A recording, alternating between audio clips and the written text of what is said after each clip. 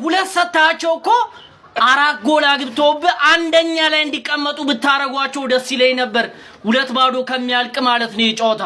አረ ወይኔ በቃ ሊጉ አልጀመረም ነው ወይስ ምንድነው? እኛ ባስ አላወቅንም። ለኛ ብቻ ነው ሊጉ የጀመረው።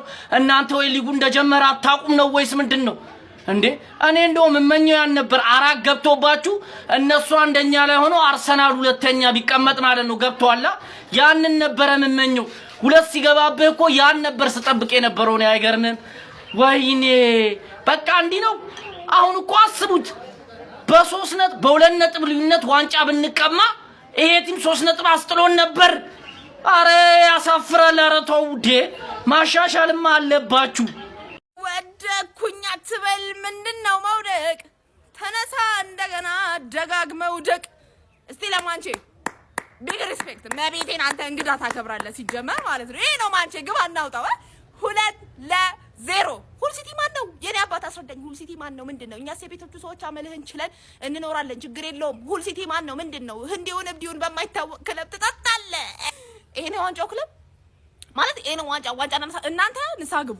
አፋችሁ ምላሳችሁ ነው። ሁሉ እዳና ጣጣ እያመጣባችሁ ያለው ምላሳችሁ ነው። ንስሓ ግቡ። ግድ የላችሁ ንስሓ ግቡ። እግዚአብሔር ይቅር ባይ አምላክ ነው፣ ይቅር ይላችኋል። የዋንጫና ነሳለ ምናምን እያላችሁ እንጂ ኬስ ነው የመጡት በመድኃኒዓለም ምንድነው? ጠርብ የሚያክል ተከላካይ ነው ያለው። በዛ በኩል ማን ነው? ኩኛ ማን ነው? ፈርናንዴዝ ማን ይለፌኔ አባት ማን ነው? አይኔ ለራሴ ኬት ነው ያመጡት? ይሄን ክለብ ኬት ነው ያመጡት በመድኃኒዓለም ማንቼ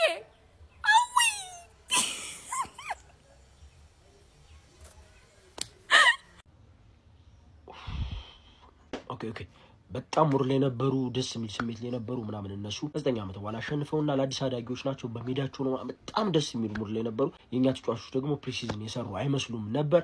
አሸንፈዋል። ለነሱ ኮንግራ። ወደ ጨዋታው ስንመለስ ግን ማንቼ በዚህ ከቀጠልን ዋንጫውን ልንበለው አንችልም ማለት ነው። በዚህ ከቀጠልን ነው እንጂ ዋንጫው የኛ መሆኑ የተረጋገጠ ነገር ነው። ራሽፎርድን መጠቀም ካለብህ ግዴታ መጠቀም አለብህ እንጂ ዶርጉን በድጋሚ ሜዳ ውስጥ ማየት ያለብን አይመስለኝም። ዊንግ ላይ አሁን እንደዛ ነው የተረዳሁት። በእርግጥ ከዚህ በፊት ማንቸስተር ሲቲ፣ አርሰናል ገና እንደመጣ ኮኛ ያለ ዶርጉን ተጠቅመህ የሚገርም ቡድን የሚገርም ጨዋታ እንዲጫወት አድርገው የሚገርም ነገር አሳይቶናል።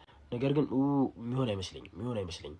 ኮኛ ራሽፎርድን መጠቀም ካለብህ ራሽፎርድን ተጠቀም እንጂ ዶርጉ ሊሆን አይችልም ማለት። ከዛ በመቀጠል ያለ ኮቢ ማይኖ ቡድናችን መንቀሳቀስ የሚችል አይመስለኝም። ኢቨን ቴሌማንስም ቢኖር ኢቨን አንድሬ ሳንቶስ ባሌባን ከኮቢ ማይኖ ነው ልናጣምረው የምንችለው እንጂ ያለ ኮቢ ማይኖ ምንም የተረጋጋ ቡድን የለውም ማለት ነው። በጣም እርግጥ ነው የሚያደርገን ከአንድም 2 3 4 5 ሚሊዮን ጊዜ ነው የተመለከትነው። ያለ ኮቢ ማይኖ የተረጋጋ ቡድን የለንም ማለት ነው።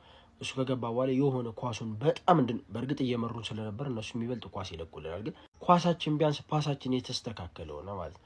ሊያረጋጋን የቻለው እሱ ነው። ከዛ ውጭ ክሮስ ማድረግ ከሆነ የፈለግነው ልክ ነው። እኔ ፈርስት ሃፍ ብያለሁ። በጣም ያሳግ ሌላ ነገር አይሞከርም። በቃ አንድ ብቻ ሀሳብ ነው ይዛችሁ የገባችሁ ክሮስ፣ ሁሉንም ኳስ ክሮስ በቃ እንዴ እነሱ በጣም ሴት ፒስ ላይ የሰሩ ናቸው። ክሮሶች ላይ የሰሩ ናቸው። አያዳምጡም። በቃ የሚገርም የሴት ፒስ ቲም ነው።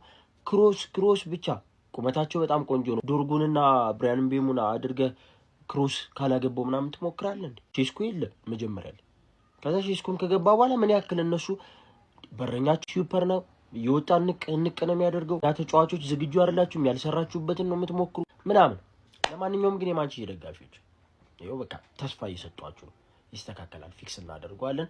ሼር፣ ኮፒ ሊንክ፣ ሪፖስት እያደረጋችሁ ይመቻችሁ። ከዚህ ጨዋታ በፊት ዩናይትድ 3 ታሪኮች ነበሩት። የመጀመሪያው በመክፈቻ ጨዋታዎች 2 ተከታታይ መክፈቻ ጨዋታዎች ተሸንፎ ያውቅም። አምናኛ ያሸነፍናቸው፣ ዘንድሮ ሁል ሲቲ ደገማቸው። ሌላኛው ሁል ሲቲ በሚባል ቡድን ተሸንፎ ያውቅም ነበር እስከዛሬ ማለት ነው። 2 በል። ሶስተኛው ከታች አዲስ ባደገ ቡድን በፕሪሚየር ሊግ መክፈቻ ታሪክ ተሸንፎ አያውቁም እስከዛሬ በታሪክ ማለት ነው። ሶስቱም ታሪኮች ዛሬ ከሽፏል። የከሸፈ ቡድን ሼር ኮፒ ሊንክ አድርግላቸው። በደንብ ኮፒ ሊንክ ይደረግ፣ ፎሎ እንዳይረሳ። ቅሌታም ኤፍሲ ሳንታ ተመልሷል ይላል። ከነ ቅሌቱ ሳንታ ተመልሷል። ይመጃጁ። መሸነፉን እኮ ተሸነፉ። አትሊስት አንድ አታገቡም። ዩናይትድ አንድ ያገባል ብለን ሄደናል አይደል? አንድ አታገቡም። አትሊስት ተሸነፉ፣ ችግር የለውም እኮ ግን ምን አለ አንድ ብታገቡ እንዴ? ቆይ አይደለም እኔ አልገባኝም። ያለፈው አመት እኮ እንደዚህ አልነበረም ስትጫወቱ የነበሩ ዩናይትዶች። ምን ሆናችሁ ነው ዘንድሮ? ኧረ በስመ አብ እንዴ! ዩናይትድ እኮ የሚመስለው እኮ ሃል ሲቲ ነው የነበረው። ሃል ሲቲ እኮ ነው ዩናይትድን የሚመስለው። ዩናይትድ ነው አድጎ የመጣ የሚመስለው እንጂ እኮ ሃል ሲቲ አይመስልም እንዴ! ኧረ ብለው ሲጀምር በፕሌይ ኦፍ የሚመጡ ተጫዋች ቲሞች በሙሉ እኔ የተረዳሁት ነገር በፕሌይ ኦፍ ከሆነ ወደ ፕሪሚየር ሊግ ያደገው ማንም አይችሉም። ላስት ይር ሰንደርላንድን አስተውል፣ ስንት ተጫዋች እንዳስፈረመ። የሚሸለሙት ገንዘብ ከፍተኛ ስለሆነ በፕሌይ ኦፍ ሲመጡ በደንብ ነው ተጫዋች የሚሰበስቡት። እነዚህ እንዲህ 10 ቁጥሩ አንተ እንዴት ነው የሚችለው? ኧረ የሆነችም ዊንገር ላይ ያለ ምንድነው? ኧረ ሪያል ሲቲ ሪያል ሲቲ በስመ አብ ሲጀምር እናንተ ማለት ነው ዩናይትዶች እንዴት ነው አንድሬ ሳንቶስን ይዘ ፕሪሚየር ሊግ ላይ ለመፎካከር የምታየው? አንድሬ ሳንቶስ እኮ የኔ ኦቨር ቤንች እኮ ነው። ላቢያ ከሌለ ነው የሚገባው። ለቤንች እኮ ሁላ አልነበረም እኮ። እንዴት ነው አንድሬ ሳንቶስን ለምንድን ነው ኮቢ ማይኖን የማታጫውቱት? ኮቢ ማይኖ ለምን ቋሚ አይገባም? ሲጀምር ኮቢ ማይኖ እኮ ነው ቋሚ መግባት ያለበት። በጣም እኮ የሚችለው ኮቢ ማይኖ ነው። አንድሬ ሳንቶስ ምንድነው ይደክመዋል፣ የሆነ ሰዓት ላይ ሜዳ ውስጥ ይቆማል። እየተጫወተ እኮ አልነበረም። ብሩኖ ፈርናንዴዝ ምንድነው የሆነ ሰዓት ላይ ከኮርና ምናምን ወደ ጎል የሚሞክረው ማን ነው እሱ? እንደ ቲም መጫወት አለበት ዩናይትድ። የምር በጣም ትክክለኛ ፊርማ ነው። ካርሎስ ባሌባ በጣም ነበር የሚያስፈልግ። የሚገርም ፊርማ ነው የምር። እሱ ልጅ ሜዳ ውስጥ ሲገባ ያለፈው ዓመቱን ዩናይትድ እናያለን። የምር ዛሬ ካስሜሮን አለመኖሩን በግልጽ ነው ያየነው ጨዋታው ላይ። የምር ካስሜሮን ይፈልግ ነበር ዩናይትድ። በለው አሸንዳዊ ለኔ ነው አመት ወር ዛሬ ለኔ ነው አመት ሰብስቤ አሳይልኝ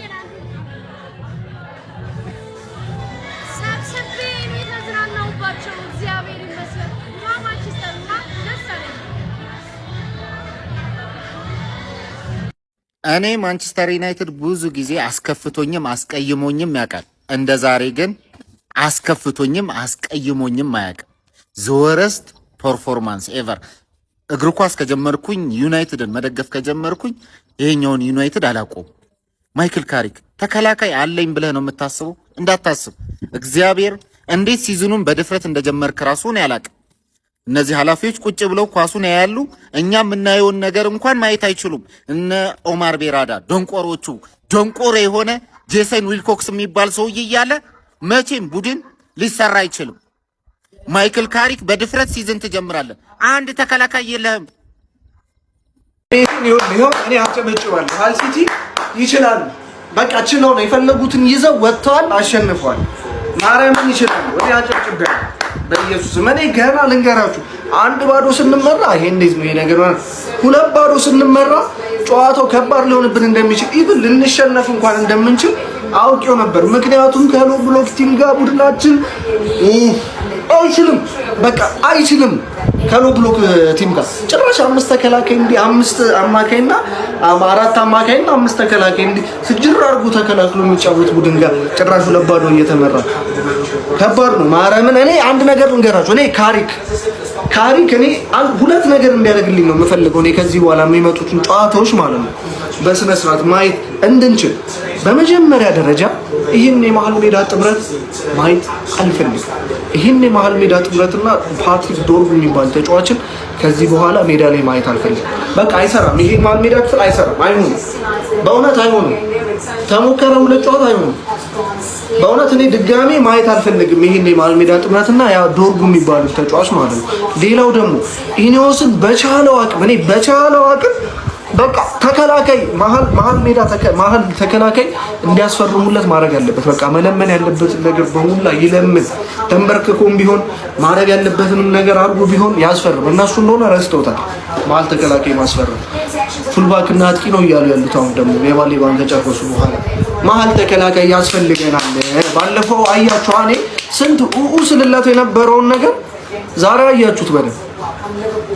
ማርቲኔዝ እና ዲላይት አይኖ ሲገቡ እኮ አክቲቭ ከሆኑ እኮ ይችላሉ፣ ጎበዞች ናቸው። ግን ሁሌ እነሱን አታገኟቸውም፣ ግን ይችላሉ። ሃል ሲቲ በቃ እኔ አጨብጭበት ማርያምን ይችላል።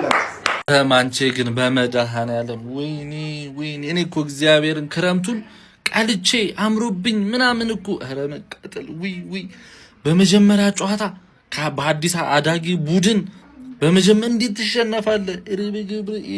ይሄን ባክ ፎር ይዘን ነው የምንቀጥለው። ፉልባክ እንላለን። በየትኛው ሴንተር ባክ ማጓየር ሲያጠቃ ማየት እንዴት ያማል። ፉልባኮቻችን እንዴት ነው ብርግድግድ? ምንድነው ያሁላ ክሮስ የሚደረገው? ምንድነው የሚሰሩት ሴንተር ባኮቻችን? በቃ ካሪክ አሁንም ለሎ ብሎክ ቲሞች መልስ ሳያገኝ መጣ። የሚከላከሉ ቲሞች እንዴት ነው የምትሰብረው? ጥግና ጥግ ላይ ትራያንግል ትሰራለህ። የታለ ትራያንግሉ? ወደ ቦክስ ውስጥ የሚጣል ኳስ ትጥላለህ። ቦክስ ውስጥ ተጫዋች አብዝተ ሄዲንግ ምናምን ተገጫ። የታለ ምንድነው መልስ ለሎ ብሎክ ቲሞች? ምንድነው ባክ ፎሩ ሃይላይን ማጓየር ሲያጠቃ ያየን በሄቨንና በማጓየር ልንቀጥል ነው። ዴሊክትና ሊቻ ብርጭቆ ናቸው።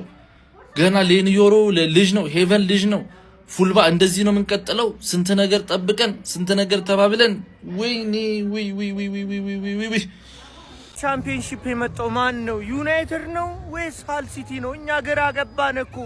ሪካሪ ካለመቻል እንደዚህ አየር ላይ ይወጣል እንዴ? አላል ታረጋለህ እንዴ? በቃ ሶስተኛ የጨረስከው ባሞሪም እኮ ባሞሪም ቲም እንደሆነ እኮ እናውቃለን አይደል እንዴ? ምንድነው እንደዚህ የበሰበሰ ቲም የምታሳየን? አረ በፈጠራችሁ እንዴ ምንድነው? በቃ አንተ ያስፈረምካቸው ልጆች አብረው አይጣመሩም። በቃ ደንቆሮ ነው እኮ ያ አሰልጣኝ። አረ ማንቸስተር ደጋፊ ንቃ። ኢግሌዘርና የኔውሶች አሻንጉሊት ነው ካሪክ ስንል ያለ ምክንያት አይደለም። በቃ አለቀ።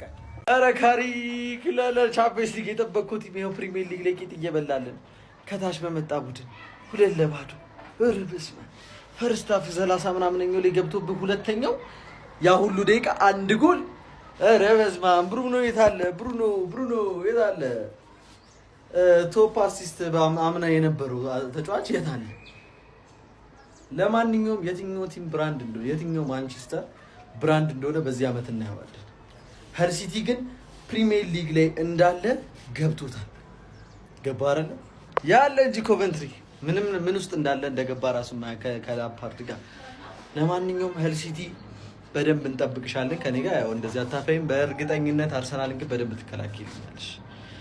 ሌላኛው ደግሞ ዩናይትድን ዊን ያልክ ሰው እንዳለ ተበልታል። እኔ ኦቨር 1.5 ነው ያልኩት። ገብተህ ቴሌግራምን ቼክ ማድረግ ይችላል።